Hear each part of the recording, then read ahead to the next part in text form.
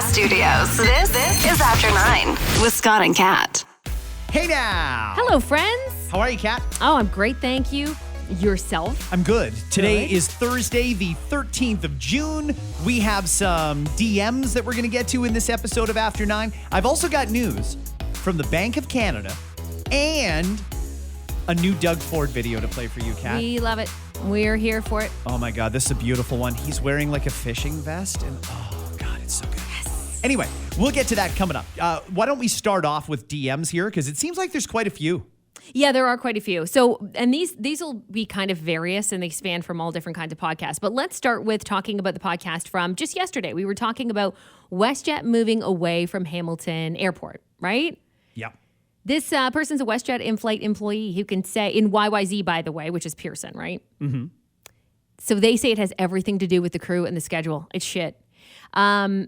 She says, for the crew, they had to drive to Pearson, park, take a limo/shuttle to YHM, operate and stay in YHM for the entire pairing. The issues were at the end of the pairing, they would have to arrive to YHM to stay till about 9 p.m. Shuttle pickup wasn't until some ungodly hour the next morning. Some person's schedule said the pickup for them was 3 a.m.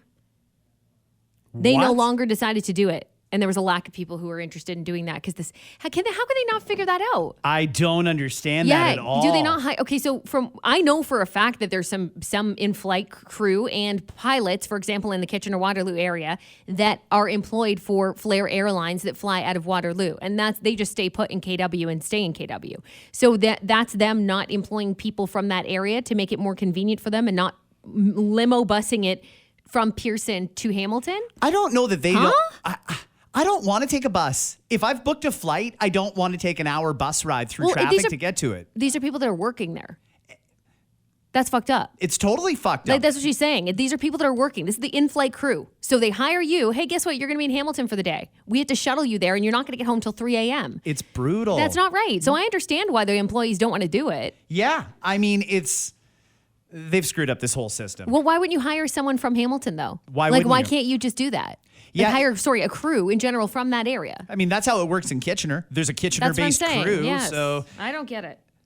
Listening to the pod about Porter Air the other day, Scott, we're looking at flights to Vegas with them, and their basic flight is just like WestJet now. It includes absolutely nothing. It's cheaper for our dates to use Air Canada, where we actually get a carry-on. Are you sure you're talking about Porter and not Flair? Porter usually includes the in-cabin beverages and a lot of the things that don't get included elsewhere anyway. It does. I don't know about pricing. I just booked a Porter, and it was definitely not. I didn't do the minimal, but I know with the minimal there was no carry-on. So I understand what you're talking about. When you want a carry-on or an option for a carry-on alone is like $40 minimum per person. So I get it. The fare increases when that happens.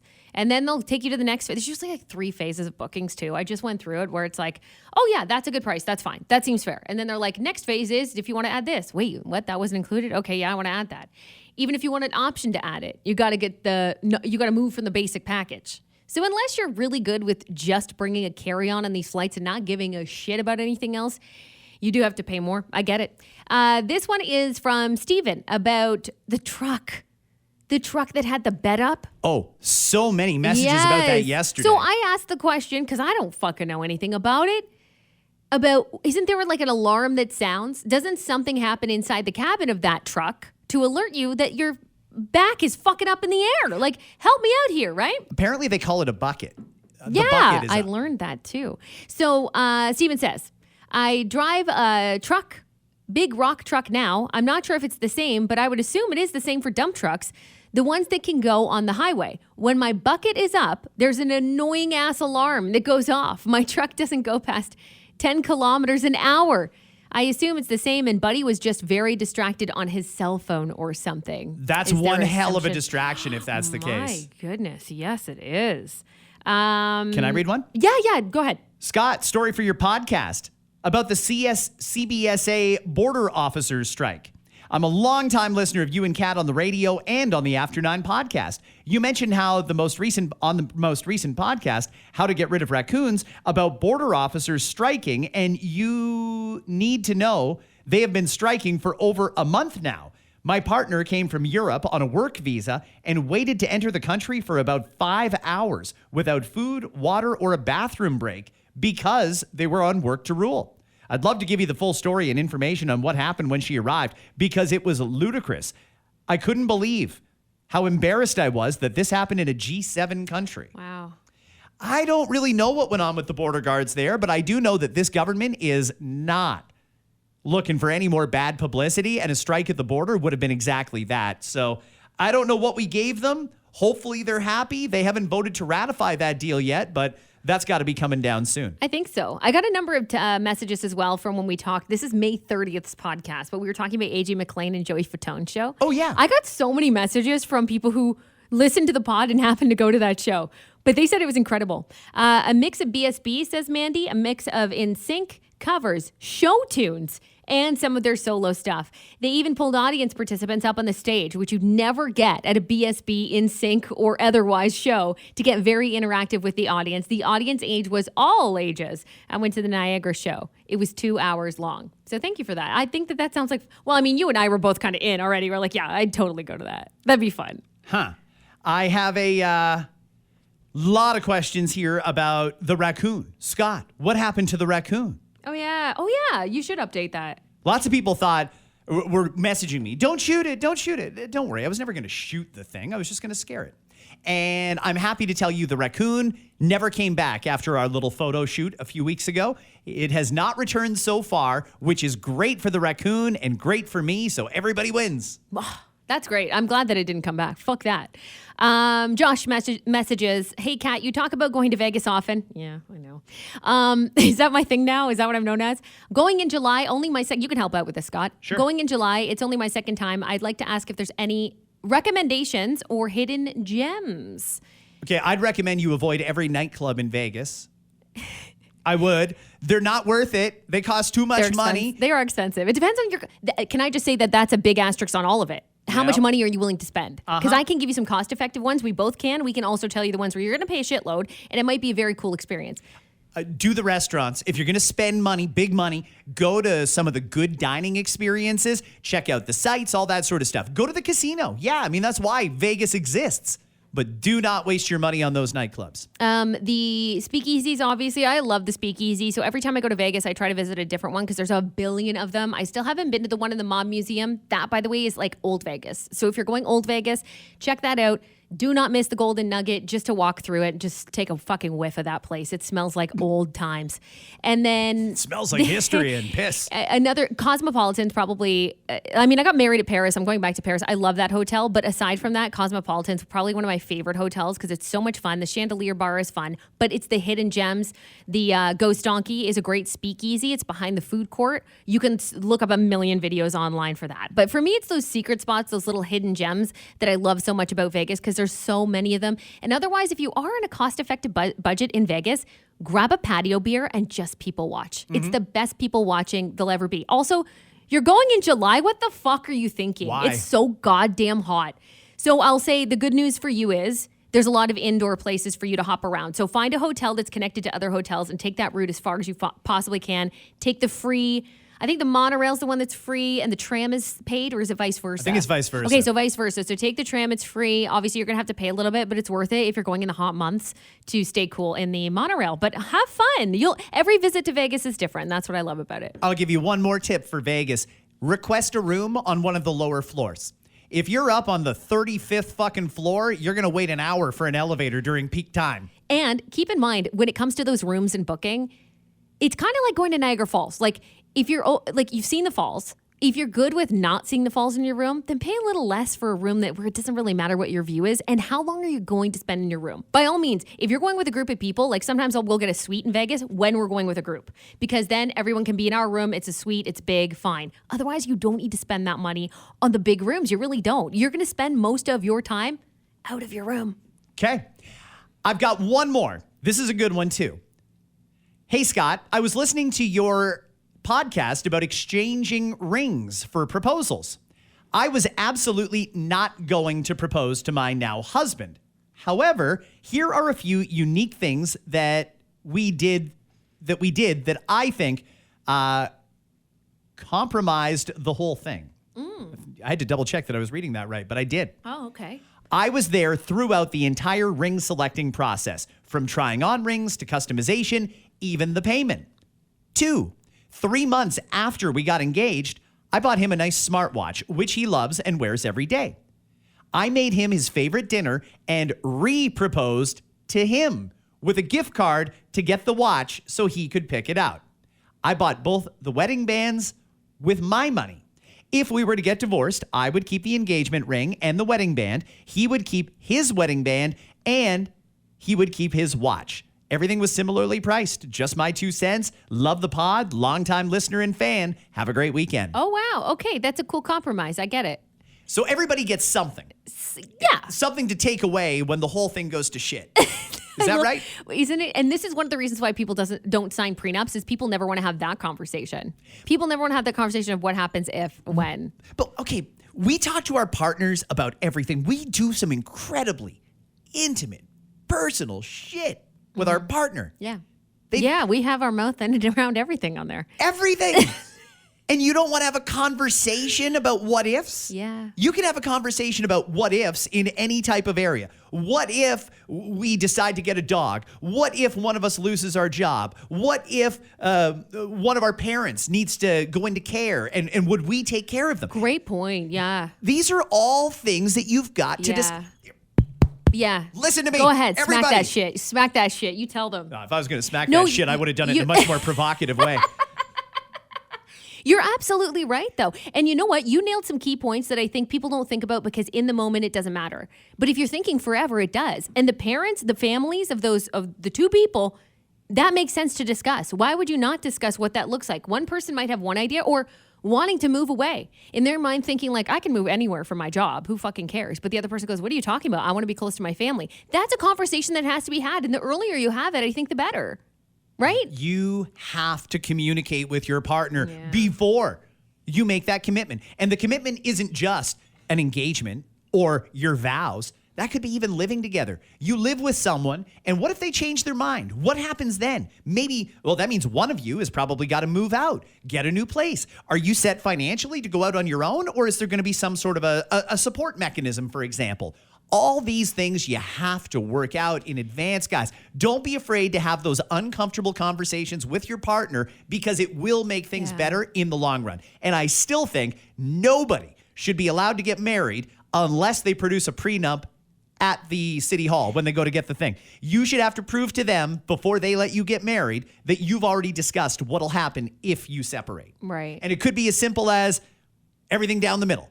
It could be as simple as everything down the middle except for this inheritance that I got from my late grandfather or grandmother. Yeah. You know, stuff like that. You can work all this out and avoid yourself so much headache at the end of the relationship if it ends. And if it doesn't end, then it's all good. It doesn't matter. Then it's all good. And either way, it's not just about separation. It is like those other things that I mentioned. What happens if one of your parents has a terrible slip and fall and they can't take care of themselves? Are they going to move in with you? Are you guys going to save and put them in a home? Is there somebody else that can get involved? All these things about your future you should be discussing. It makes a huge impact. And by the way, when the marriage does end, you're going to be in no shape to sit there and figure out, okay, well, who gets the dishes and who gets the fucking lawnmower and who gets this? You don't want to do that shit. Work it all out in advance. Yeah, I've literally seen it in a relationship, by the way. Speaking of parents getting older, like as life changes. And again, when you're in that moment, you're not even thinking about that. But life changed for this particular couple and his mom got sick. He spent a lot of time taking care of her to the point where he's like, okay, we should bring her into our home. I need to watch for her. We need to do this. Or the money was going toward mom to make sure she had the care. And the woman in the relationship, the wife, resented that, was upset about that, got mad about that. And kind of it was a wake-up call for him to be like, why would I not do this? Like, wow, you're on a completely different level than me when it comes to my family and how much it matters. So those are the kind of conversations you should absolutely have. And I understand that for uncomfortableness, a lot of people are uncomfortable. So you want to just be like, you'll never fucking leave me. Fuck you. Ha ha ha. Like, I get it. It's uncomfortable. It's not something we want to discuss, but having those conversations from time to time, it doesn't have to be super heavy, but in small doses, I think is important, right? Who gets the kids? Who gets the dog? These are all things you could be discussing. Just like life things, like where do you want to retire? What is your life like now in my relationship now? Fuck, retirement's so far away. But I mean, you should think about those things. Like if I picture moving away and my husband doesn't, or vice versa, right? we should probably discuss that. There's literally been, do you know how many couples I know that are divorcing at like in their 50s and 60s because they didn't have a conversation, or maybe things changed. I understand that happens too. Or things just change where one person's like, this is how I'm going to spend the rest of my life. And the other person goes, that's not how I want to fucking spend the rest of my life. And literally they part ways because of it in their 50s and 60s. The one that I see happen the most, and it's happening a lot lately. It's amazing how many people are just, well, kids are graduating high school. Time to pull the plug on this marriage. Right. We're out. Right. That is a possibility, by the way, for your prenup. You could agree. We agree to stay married until the kids turn 18 years. Hear me out. I know. I think of the kids. I think of the kids in that scenario, but I'll hear you out. Okay. We agree to get married and do all the things that married couples do and share our finances and our lives and please each other sexually, whatever you want to put in there. Right. Until the kids turn 18 years old, at which point this contract can be terminated or this contract can be renewed, but both sides need to agree. Do you know how much easier? Sometimes you look too far in the horizon and you think, fuck, 60 years, 70 years, 80 years. I don't know if I can do that. I don't know if I can keep looking at this person for that much longer. It's a little different when you only have to go 18 years and then you've got a choice to make. Like when you lease a car. No, it's true. At the end of your lease, you can buy it out or you can trade it in for a newer model. The same thing should apply to marriages. Yeah. I mean, I'm not 100% on that page. Like, I mean, for me, it's like, it's more so like, let's discuss the next step, one step at a time, understandably, but also looking at the broader picture. Take a look at that now and again, right? But yeah, I see, and I mean, I see that too. But I think about the kids in that scenario. Just obviously, I haven't been through it. I'm not a kid of divorce. I am not getting divorced and don't plan to ever get divorced. However, I think about the kids when that happens, because I've seen it happen too, where it's like, all right, they're graduated, so they can handle it now. Like, if I was that kid, I'd be like, were you guys fucking miserable this whole time? Because now you're making me feel like a piece of shit that you guys stayed together for me. Like, I heard you fight. I saw you argue. I saw you, whatever. We're not dumb. Like, they know something's up, and you did that on purpose for me, and now I feel guilty as a kid that you guys stuck together for us, even though you were fucking miserable. That's how I see it too. I don't see it that way. I think, especially in today's climate, it takes a lot of money to raise a kid. And it's a lot easier to co-parent and to share the expense when you are still together functioning as a married couple. Sure. And however you make it work is totally up to you. But if you agree that you really don't want to carry on with this marriage anymore, maybe you could at least agree that it's important that we stay together until the kids are off on their own. That's really a parent's only job. And it doesn't matter if it's human, bird, mammal, reptile. Every parent on earth is tasked with one job: prepare your offspring to go out into the world on their own. And if you guys can do that and then say, great, job well done, good job you, if you can do good job you, but now I don't want to see you anymore, then fine. You can come to that agreement. If you can do it smoothly.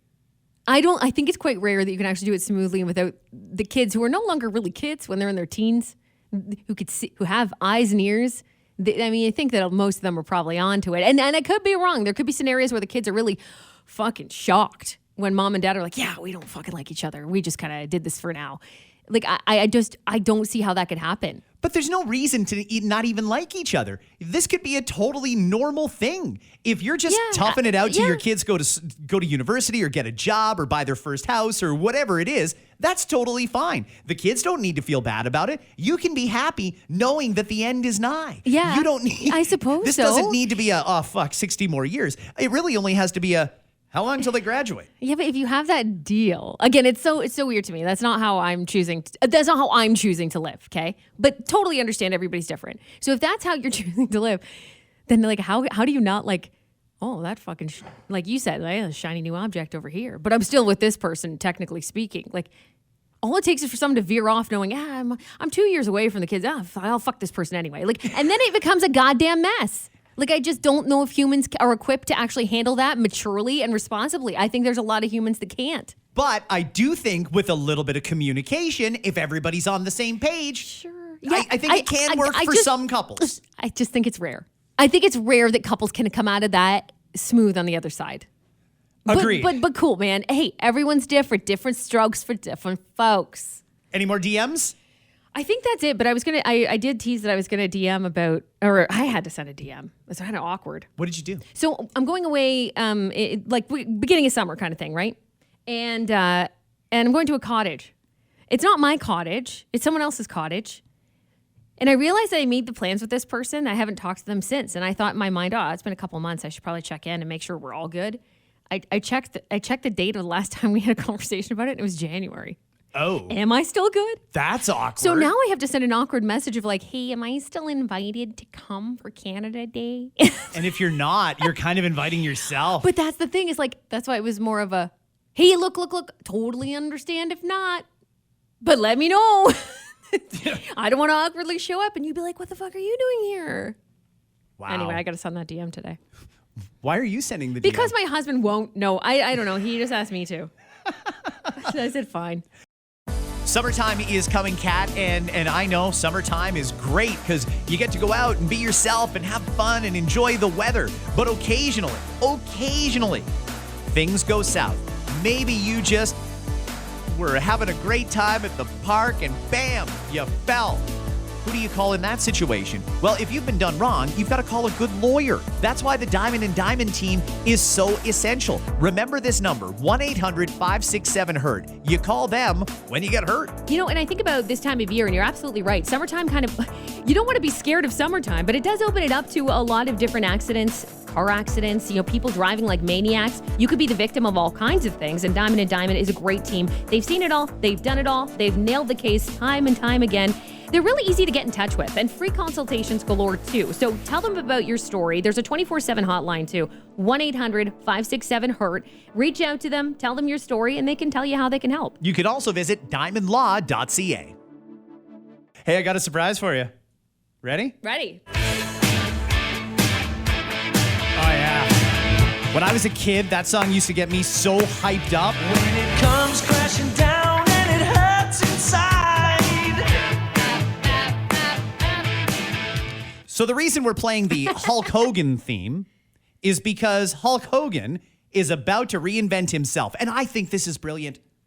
You get all these celebrities out there screwing around, trying to make gin and tequila, vodka. Oh, yeah. Not a lot of ryes or bourbons or stuff. And that's a weird one. They're all in the tequila, vodka, and... We should get in on rye. We should get a rye. I love rye. Are you a craft distiller who has a rye that you would like an endorsement for? You let us know. Please. Okay, so anyway. Well, they're all fighting all over themselves to try and get a little piece of the tequila market and gin. Hulk Hogan goes right for the beer. Perfect. This is called, you're not going to be surprised, real American beer. This is only for those macho men. Well, anyway, he sets it up like that. Did you see the can? Let me just show you the can real quick. So hang on, let me see that. Hulk I don't have is my glasses on. here. Hulk is half naked on this can. I'm just wondering, like, okay, so you have this beer. Are you bringing it to the barbecue like that and drinking it like that with him on the top with a flag in his hand, half naked? It almost looks like a PBR logo on there. It does. Listen, it does. I know that I've got a lot of friends who are very tolerant when it comes to beer, for example, even if they're more of a lager person, which is me. They'll drink an ale every now and again. They'll drink an IPA if they have to. Great. We're willing to try out different things. The can has become controversial in the last 2 years. Mm-hmm. Bud Light had a bit of controversy, and now everybody's checking what everybody's drinking all of a sudden, like there's some sort of a fucking beer cop. Well, listen, by the way, I still drink Bud Light. It's still the best beer out there for day-to-day drinking, and I have no problem admitting it. I think it's fine now. I don't think you're canceled if you drink Bud Light anymore. I think we're all over it. I hope not. I've been dodging cancellation for years. I think you're fine for now. Well, one thing I do know, though, about the cans is I don't think too many guys want to look at a man's nipples erect while they're taking a swig. So maybe this is where the koozie comes into play. Maybe. So this, in case you're wondering, is 4.2%. What are like the common Canadian beers? Like 5. 4.5 to 5.5. So this is kind of very American. It is very American, isn't it? American beer is not strong. Obviously, with it being called real American beer, yes, it's only going to be in the States for this summer, at least for now. And 4 states to start, with 17 more states through the summer. So eventually it'll get there. You're going to be able to find this throughout like Sam's Clubs and Walmarts and stuff. And And those wine shops that they have there, which are incredible, that also have beer and everything else, they're incredible. They run special. They have a happy hour. Fucking love those 2 things. for 1 bottles of wine. I mean, Yes. God, America's great. Yes, Florida, Missouri, Minnesota, and Colorado, again, to start, but the other states are a mystery for now. I just hope one's in like Michigan or something so we can at least try this out close to home. You know what I mean? That'd be great. Are you at all interested in this year's Euro Soccer Championships? Because it's about to get really obnoxious around here starting tomorrow. Is it bad if I say no, I don't care? I don't really care too much either. Although the tournament opens tomorrow. It's Scotland versus Germany. Well, go Scotland. Yeah, now you're interested. Go Scotland. Saturday, Hungary plays Switzerland, Spain takes on Croatia, and Italy faces Albania. Poland, Netherlands, Slovenia, Denmark, Serbia, and England all play on Sunday. I think everybody understands how soccer tournaments work. They'll play like 2 or 3 games a day in the round robin phase, and sometimes it'll be like a week before your team plays again. And then it starts to get smaller and smaller. It goes to a bracket of 16, and then a bracket of 8, a bracket of 4, and then they go on from there. So if I didn't mention your country, you don't need to start ripping off nasty fucking DMs. You didn't mention Portugal. And fucking relax, all right? We will. We get there, maybe. We will. Actually, I believe Portugal. That's a great example. I think they play Tuesday or Wednesday. We will get to everybody. I just wish everybody a great tournament, and I look forward to traffic chaos in downtown Toronto because that's usually what happens during No these doubt things. about it. It's Euro. Is Euro every 4 years and FIFA's every 4 years, but really that rotates every 2 years, or is FIFA like the same time? No, it's well, this year we have Olympics too. We do. Yeah, so there's the Euros, and then it goes right into the Olympics, and a lot of players are playing for both. And then FIFA comes up, a couple years later or something? I think that's in 2 years. Because I think that's the thing. I think they rotate 4 years, but it's 2 years for one, 2 years for the other, obviously. It's so, and maybe it's not strange if you're a soccer fan, but the one thing that gets me the most is, and I think it was most exemplified for me with Toronto FC. At first I thought, Toronto FC, okay, they're in the MLS, and they'll play against other MLS teams, and that's fine. And then it's weird because you can have this soccer club that belongs to a league, but then they play other teams that aren't in the league, and they play friendlies against countries, and it's very, very strange. Imagine this. The Leafs, they play in the NHL. Imagine if the Leafs just randomly formed a separate league and only played the Canadian teams for some other cup. And they would also go and play like the Swiss national team just for kicks and shit like that. It's kind of weird, and it brings the season full circle. It goes almost the entire year. Yeah, it's strange. What do we got here? The Jays traded Kevin Biggio. He's not really a fan favorite. I don't think That's anybody's fine. really They going to didn't miss the touch fucking Springer. guy. That's good. Yeah. Fine. And let's hope that they don't.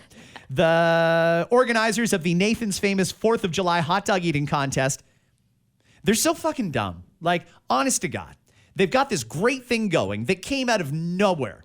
It was organic. They thought one time, like 20 years ago, let's have a hot dog eating contest. And out of nowhere comes this Joey Chestnut guy who, as it turns out, can eat a lot of hot dogs. They had a great thing going with him. 4th of July, every year, people were into it. Hey, how many hot dogs is Joey Chestnut going to eat? They were getting big crowds. It was televised. It was good. Then he signs a sponsorship deal with a company that makes vegan hot dogs. Nathan's gets all pissy here and says, fuck it, you're out. We're going to do the contest without you. Maybe they could have gotten away with that a few years ago, but in the Netflix world, you can't. Netflix is brilliant. They swooped in and said to Chestnut and his major competitor, Takuru Kobayashi, hey, you guys don't need fucking Coney Island. You don't need Nathan's. We'll pay you a boatload of money. On Labor Day, you're going to have a hot dog eating contest, and it's going to be live on Netflix. I know. I can't. Everybody's happy except for Nathan's, who looks like a bunch of dipshits. I know. I'm assuming that it's a part of his contract with Nathan's every year when he does this, that he can't, I guess, endorse any other wiener than the Nathan's one. Fine. Like, I get it. That's business. But you can double dip a little bit. We know he still eats the meat dogs just because he's endorsing an Impossible brand or whatever the vegan hot dog is. What isn't a vegan hot dog? By the way, hot dog? yeah, who's eating vegan hot dogs? Can I tell you, I know a lot of like vegetarians and vegans that they don't want to touch anything that replicates a hot dog. No. It's not like they're like, yeah, I'll do that. They just don't want a hot dog. Here's a tube of meat byproducts. Yeah. Enjoy. It's soy-based? Question mark? I don't know. I don't know if it's soy or they just ground up some like asparagus stems or what, but it doesn't sound very good. I'll tell you that. Bean-based? Yeah, bean-based hot dog. Could be. Anyway, whatever it is, fine.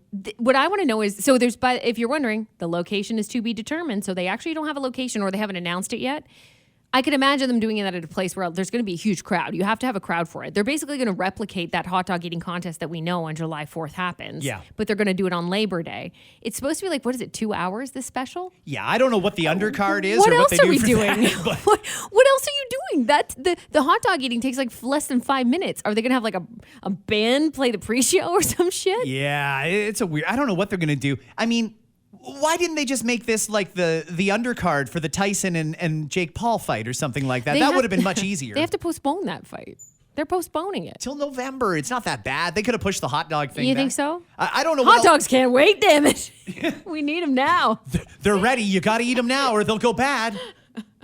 Said nobody ever about a hot dog. I'm curious how many people watch it. It's going to be a live streamed event. Obviously, you guys figure that out, but Okay, for 1 second. okay, You ready? okay, yeah, You ready? yeah. Going to play something for you, and this is very, very, very important. It has nothing to do with hot dogs. Hi everyone.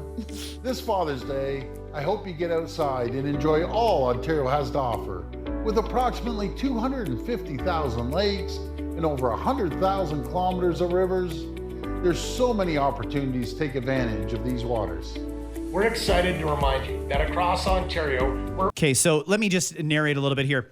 You've got Premier Doug Ford doing another video, and so many fucking people sent this to me. Hey guys, just so you know, I follow the Premier too. If he drops a new vid, He sees it. Scott sees it. I get it. You don't all need to send it to me. But I mean, this guy, he looks like a Bass Pro flyer right now. Yes. So you get Doug there at Queen's Park or wherever they filmed it, and he's got like a big fishing vest on, but he's only got it done up like a life jacket, like one strap in the middle. And I don't know if there isn't an upper strap or he just couldn't get it around, but it's a great look. And then he's here with this other fucking guy who's not wearing a vest. He's got like a flannel shirt on, and he's got a fishing rod. And he's about to talk. offering free fishing for you and your families to enjoy this Father's Day weekend. Whether it's at one of our conservation areas, beautiful provincial parks, an urban fishing site, or one of the thousands of lakes and rivers in Ontario, there's something and somewhere for everyone. Get out there and make some memories to celebrate Dad this weekend. And to all the dads out there, happy Father's Day. I don't. First of all, I wish he was wearing a bucket hat, but he's not. If he was wearing a He bucket should've. hat, oh my God. That would be the series finale of After 9. Who in the fuck is this guy? That's what I wonder. Listen, Who is he? Listen, I don't mean that in a mean way, because he obviously has something to do with fishing, or maybe he's a part of the Outdoors Committee of Ontario, and I don't fucking know. But they don't. Doug doesn't introduce him. He doesn't introduce himself. He's just kind of standing there awkward with a fishing rod. Like, is this just some guy Who that was is walking this outside guy? Queen's Park and they said, hey, you, get in here, hold this fishing rod. You look like you fish. Get over here. You look like one of those Fisher type people. You look like a cod catcher. Get the fuck over here. You look like you know a thing or two about pike. I don't know who he is or what his deal is this? If Who's anybody this wants, guy? if anybody wants to explain, by all means, slide into the DMs and let us know. But it is a great message. Happy Father's Day to For sure. all the dads, grandfathers, father figures. Who the fuck is this? How come nobody's commenting on this thing? Who is this guy? I know. Like, You did I didn't- miss something? you Should did- I know who that is? You didn't introduce him. Maybe we were supposed to know who that is. Maybe it was supposed to be like implied. I've never seen that guy in my life. I don't know who that is either. I hope he's in more videos. This is great. He's very well spoken and he reads the teleprompter great. Yeah. It's really, really good. Fine. Okay, so we're moving on here. Do you remember what you did for your grade 8 science project? We all had to do one. It was either grade 8 or grade 9. Do you remember what you did? Not specifically. I know I did a lot of it. I did like the OG like volcano thing at one point with a group. Where I think we paper mache'd the volcano, which took like several hours. And then we did the baking soda and the whatever. See, I don't even remember what it was, but I remember doing it and being like, wow, that was a waste of time. That's the thing, right? They get you all fucking hyped up about, oh yeah, we're going to make a volcano.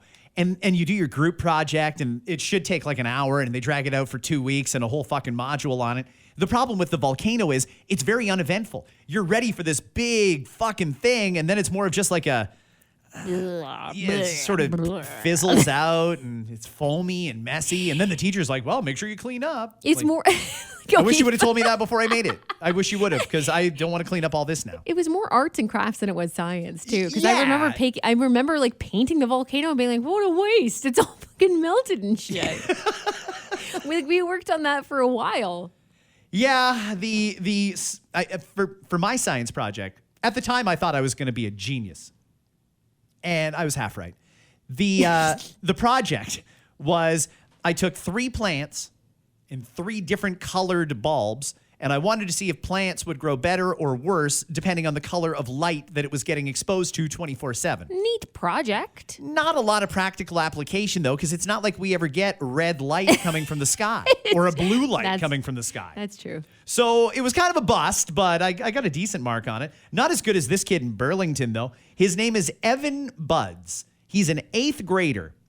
And he says the inspiration for his inexpensive monitor to prevent backyard pool drownings was spurred on by a couple of fatal incidents involving young children. We've heard way too many stories like this. Don't know what happened. The kid was fine. I turned my back for 2 seconds and then they were face down in the pool. It happens a lot, and it's preventable, really. So what Evan here did was, in earning top honors, he won the 2024 National Canada-wide Science Fair for his virtual lifeguard imaging system that he hopes is going to prevent some of the hundreds of drownings across Canada each year.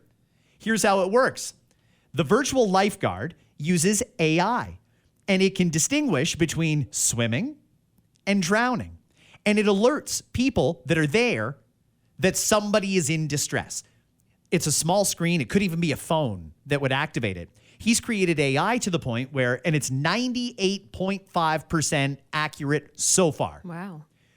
Just by having this camera pointed at the phone, AI can detect when someone's messing around, doing a little horseplay, or just floating and whatever, or when somebody's truly in distress. Again, it's almost 100% accurate. What happens is if it detects someone in the pool in distress, bam, an email goes out to everybody on the list. It plays a loud siren, and it starts flashing lights.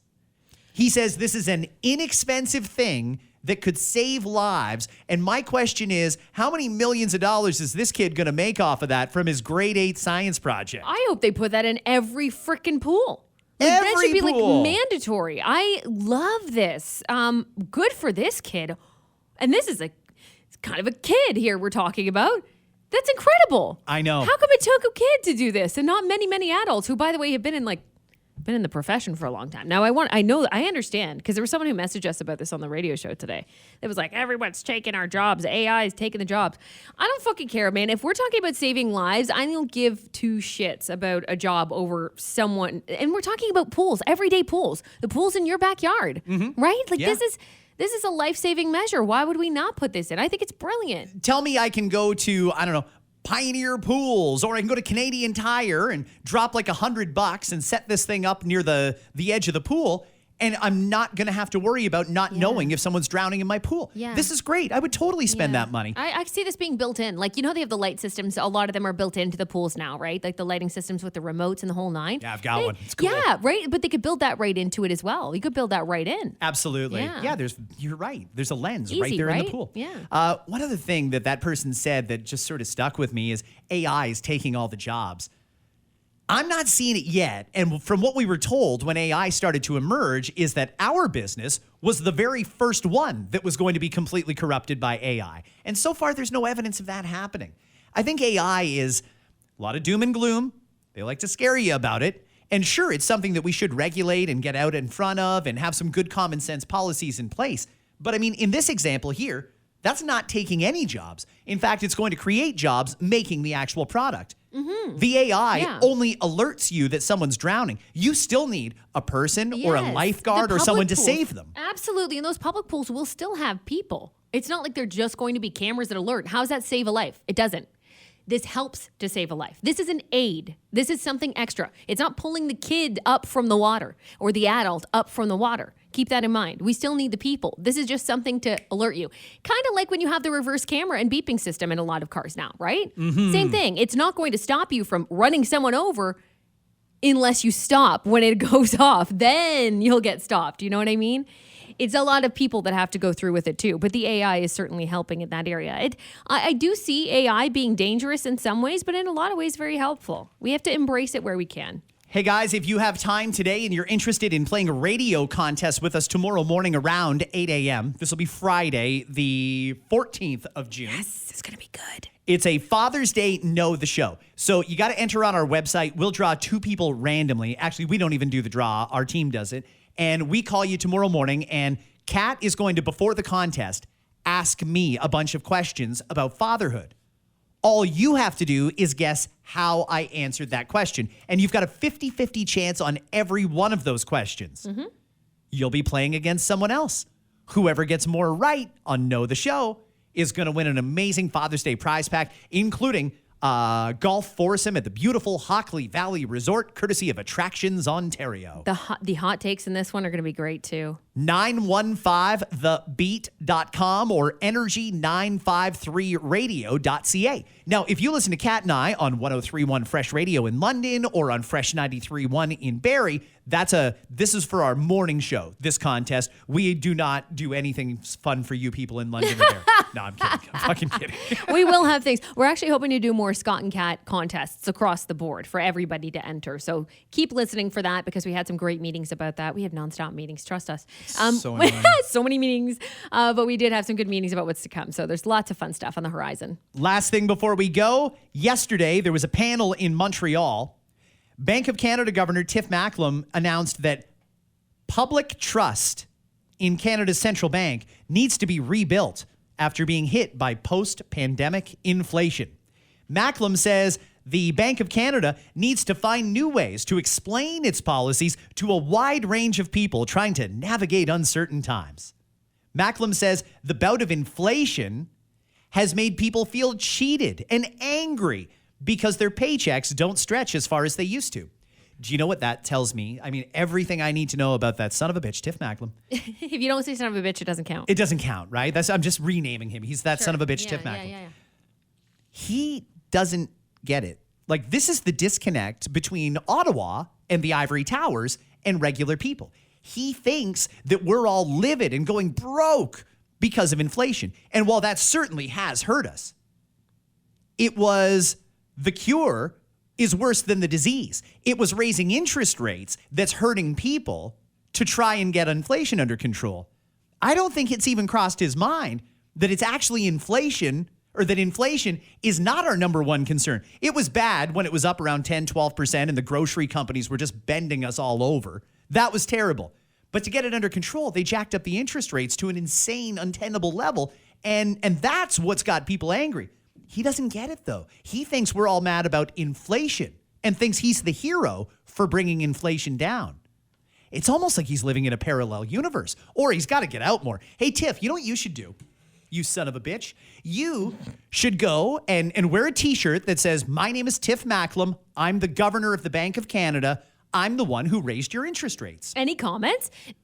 Come talk to me. Come talk to me. And see what people have to say. It should almost be a law that whether you're a bureaucrat like Tiff or you're an elected official, you have to do some out in the public, get to know people. You should meet your constituents. You should find out what's on people's minds, because I don't think in Ottawa they're very good at reading the room. It's like running a business, right? So they say some of the best CEOs are the ones that head to those places.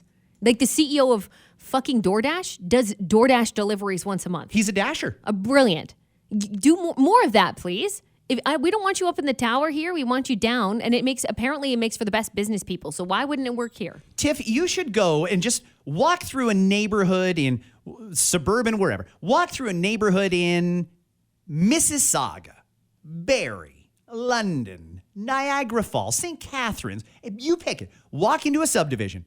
Go and knock on a door and say, "Hi, I'm the prick who raised your interest rates. Can I sit down and look at your budget with you, your monthly budget? I just want to see from a regular, atypical family what life is like."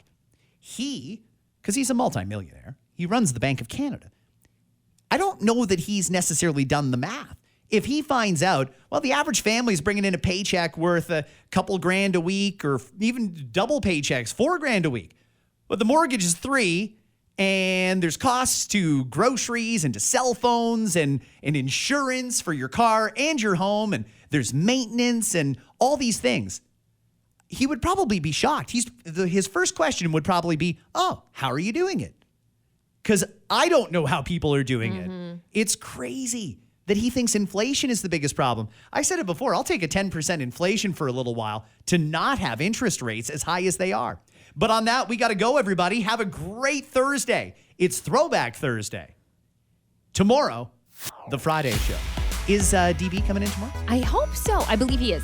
Actually, I'm pretty certain he is. I talked to him earlier in the week, and he's talking like he's going to be here. Yeah. Speaking of people that should get out and talk to their constituents, that son of a bitch should get out and sit here and talk to us, because there's a few things on my mind. I'll go up to the penthouse suite after this and double check on him. Can you knock on the ivory tower door and see if Dave's available for the podcast tomorrow?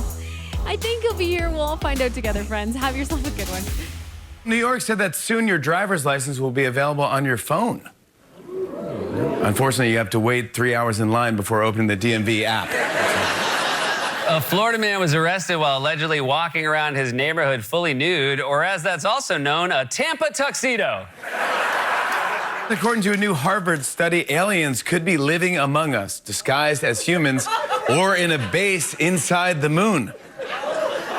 Yep, that study proves once and for all that Harvard kids can afford the best weed.